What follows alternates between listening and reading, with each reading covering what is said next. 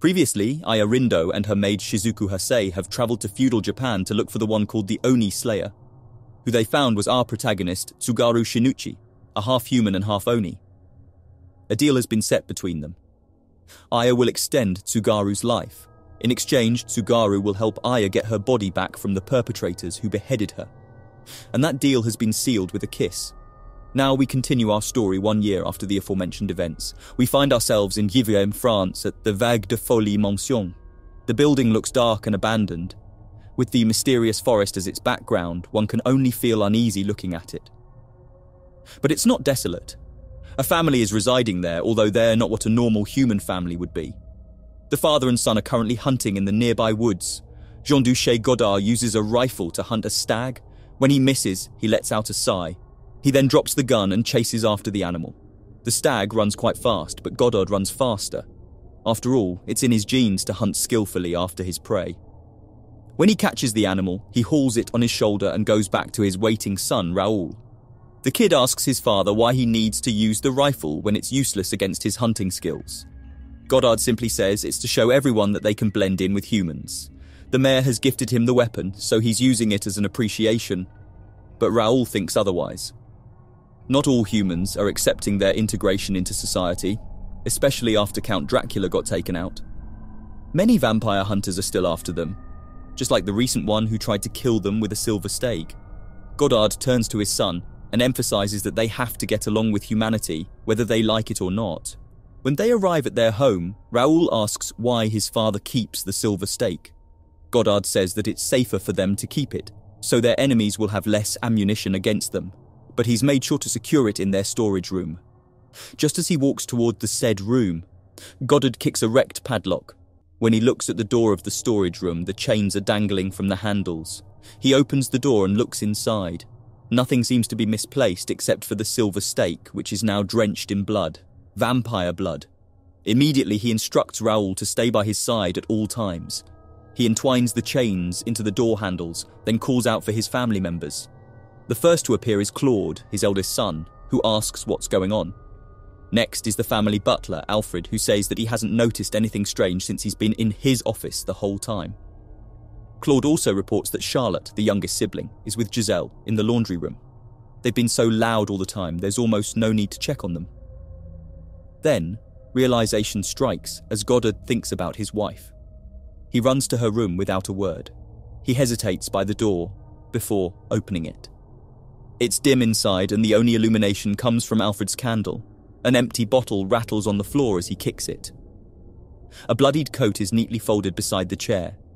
When he goes around, he is shocked at what he's found. His wife, Hannah, is sitting on the chair. Her face is serene, with her eyes closed and her mouth formed into a small smile. She may have been sleeping, except for the noticeable dark hole in her chest, where blood is spilling out, pooling on her feet to look like a blooming red rose. Hannah is dead. This incident makes the headlines of newspapers the next day. Words like, "Lady wife of Lord Godard murdered, a work of a vampire hunter," and "First murder among human allies" splash across the paper. In Western countries, a select type of monsters have been deemed human allies and are therefore given special protection and privileges by the local government. However, not all humans agree with this arrangement. Some extremists will go far to eradicate the monsters, even the ones that are innocent by all accounts. This is the hypothesis of media men that are now gathered in front of the mansion. A young journalist tries to defend Lord Godard, saying he's written an oath to never drink human blood. But one can never be too dependent on these oaths, especially ones that are signed by monsters. Lord Godard appears in his pristine suit. He needs to go to the judge to discuss matters about the incident. As they have always been, media men start peppering the vampire with questions while crowding him. Godard can't help but show a bit of his irritation, so these men will back off. The young journalist, named Annie Kerber, states that the investigation is still ongoing, but this only spurred his irritation. He says the case is as good as dropped, and the police are only saying that to maintain a good image. Godard also says that he and his family have been doing their best to assimilate with humanity, and yet this is the treatment they get. He instructs Annie to write down that social discrimination towards the human allies is still prevailing, and this makes him extremely resentful. When the young journalist asks what he's going to do next, Godard says he's going to hire detectives that specialize in monster cases. Their names are Rindo and Tsugaru Shinuchi. Ani gets excited because finally the infamous cage user is coming to town.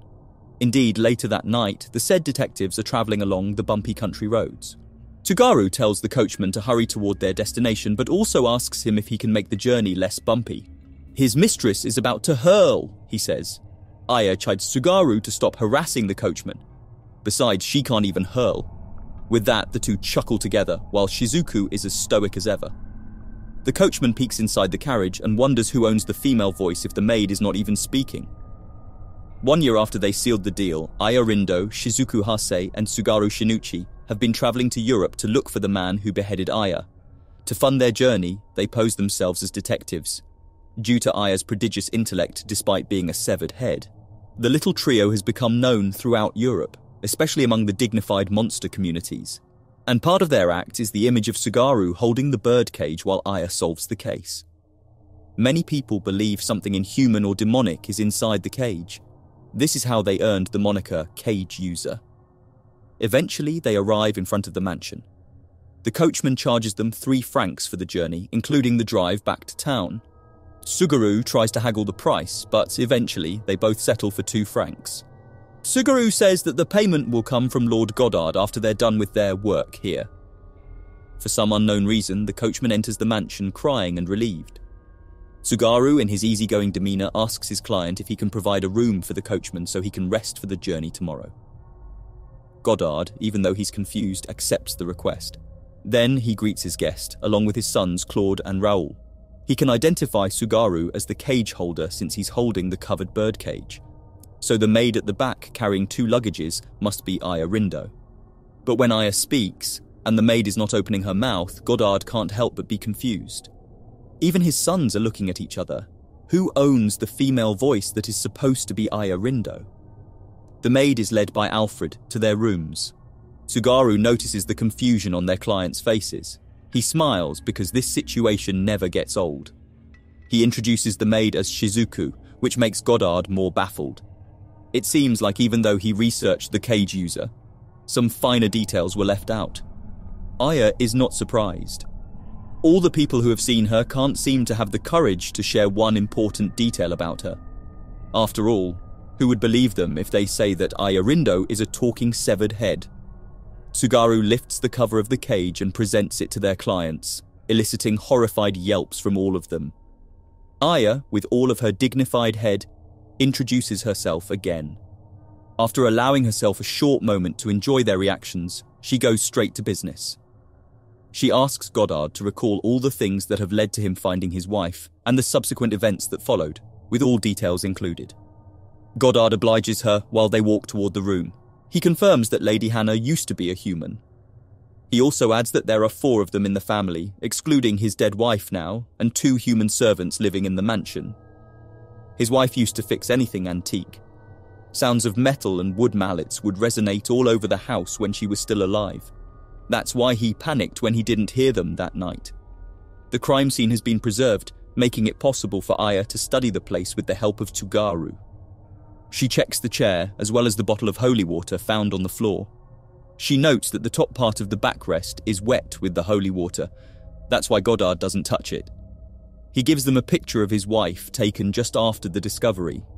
Aya can see the wound and the blood that flowed from it. She also takes note of Hannah's serene face. Because vampire corpses disintegrate rapidly after death, they had to bury her right after.